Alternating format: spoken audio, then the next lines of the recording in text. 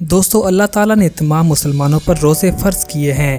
اس وقت عام طور پر روزہ تقریباً 14 سے 15 گھنٹے کے دورانیے کا ہے اور موسم عام طور پر گرم ہے۔ اس حالت میں دن بھر کے روزے کے سبب اکثر افراد سر درد کی شکایت کرتے ہیں اور بعض افراد کا یہ درد اس حد تک بڑھ جاتا ہے کہ الٹی کا باعث بنتا ہے اور اسی طرح روزے کے ضائع ہو جانے کا بھی اندیشہ رہتا ہے۔ ناظرین، اس ویڈیو میں روزے کی حالت میں ہونے والے سر درد کی وجوہات اور اس کے علاج پر بات کریں گے۔ دوستو ویڈیو سٹارٹ کرنے سے پہلے ہماری آپ سے گزارش ہے کہ آپ ہمارے یوٹیوب چینل کو ضرور سبسکرائب کریں۔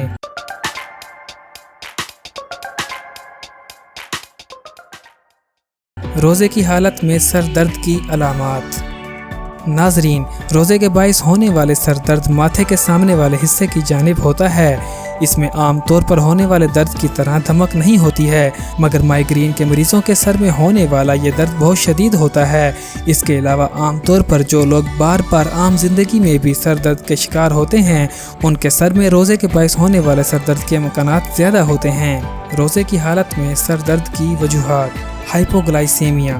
ناظرین، عام طور پر جب انسان ایک طویل وقت تک کچھ نہیں کھاتا ہے تو اس کے سبب اس کے خون میں شکر کی مقدار عام طور پر موجود مقدار سے کم ہونے لگتی ہے، جو کہ سر کے درد کا باعث بن سکتی ہے، مگر ماہرین کے نزدیک یہ کوئی حتمی وجہ نہیں ہو سکتی ہے، کیونکہ اکثر اوقات جب کہ خون کے اندر شکر کی مقدار نارمل لیول پر بھی ہو تو اس صورت میں بھی سر کا درد ہو سکتا ہے۔ چائے وغیرہ کے سبب۔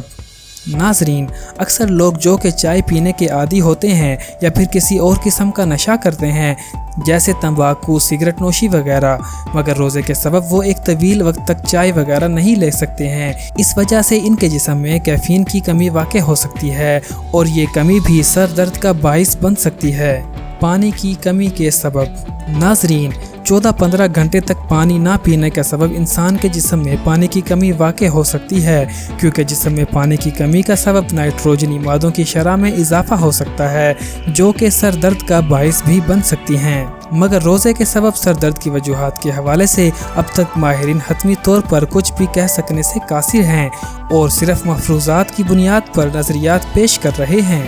روزے کے سبب سر درد کا علاج۔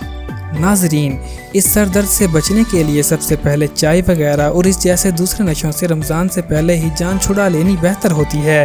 اس کے علاوہ سحر اور افطار کے بعد پانی کی مناسب مقدار لے لیا کریں۔ اس کے ساتھ اپنی ڈائٹ کا خاص خیال رکھیں اور اس کو متوازن رکھیں۔ اس کے باوجود بھی اگر سر درد ٹھیک نہ ہو تو ڈاکٹر سے لازمی مشورہ کریں۔ ناظرین، آج کے لیے اتنا ہی۔ ہمیں دعاؤں میں یاد رکھیے گا اور ہیلتھ پرائم یوٹیوب چینل کو سبسکرائب کرنا مت بھولیے گا۔